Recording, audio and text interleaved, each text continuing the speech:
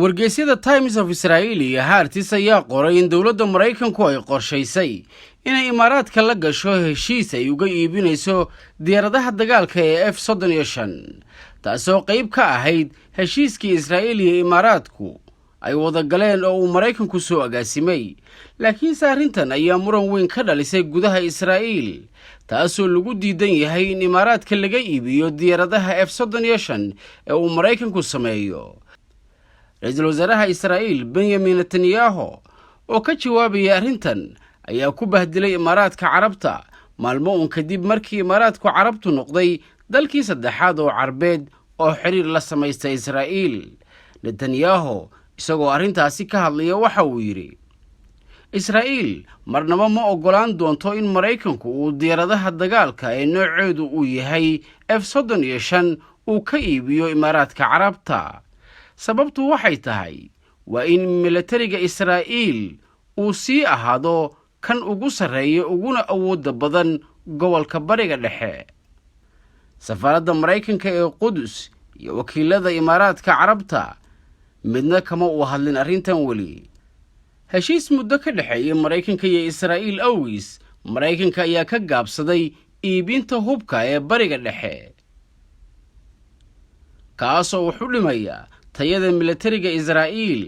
taas waxa lagu dabaqay diyaaradaha F-35 oo loo diiday in laga iibiyo dalalka Carbeed, halka Israelna ay iibsato oo Mareykanku u gacan geliyay.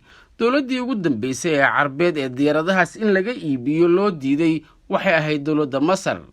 kadib wadahadaladii dib u soo celinta xiriirka ee labada dal, Israel ma aysan bedelin meeshii ay ka taagnayd in hub laga iibiyo dal walba oo ku yaala Bariga Dhexe, hubkaas oo keeni kara sinaan military.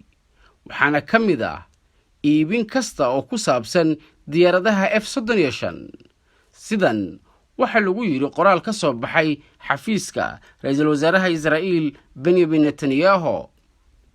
wasiirka difaaca Israel ayaa isaguna arrintan si adag uga hadlay, waxaana uu sheegay in heshiiskii Israel iyo Imaaraadka Carabtu aanu ku jirin in diyaaradahaas loo gacan geliyo Imaaraadka Carabta. isagoo arrintaasi ka hadlaya waxa uu yiri: aad ayaan ugu dadaalaynaa danahayaga masaalixdeena amni. waa suurtagal inaan saxiixino oo aan gallo heshiis nabadeed iyadoo la ilaalinayo mas-uuliyadna la iska saarayo ammaanka Israel, laakiin waajib maaha, suuragalna ma noqonaysa inaan gallo heshiis nabadeed oo khatar gelinaya masaalixdeena amni. maamulka madaxweyne Trump ayaa muujiyay in Imaaraadku uu ku guulaysan doono iibsi cusub oo hubka Mareykanka noocyadiisa kala duwan markii ay xiriir ay la sameeyeen Israel Khamiistii la soo dhaafay.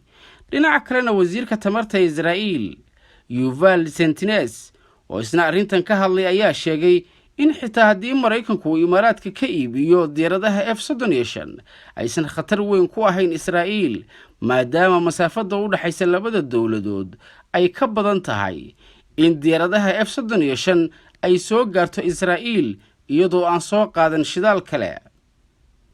hadallada mas-uuliyiinta Israel ayaa bannaanka keenaya sida heshiiska Imaaraadka Carabtu ay la galeen Israel uu yahay mid hal dhinac ah oo aysan Imaaraadku wax faa'iido ah ku qabin.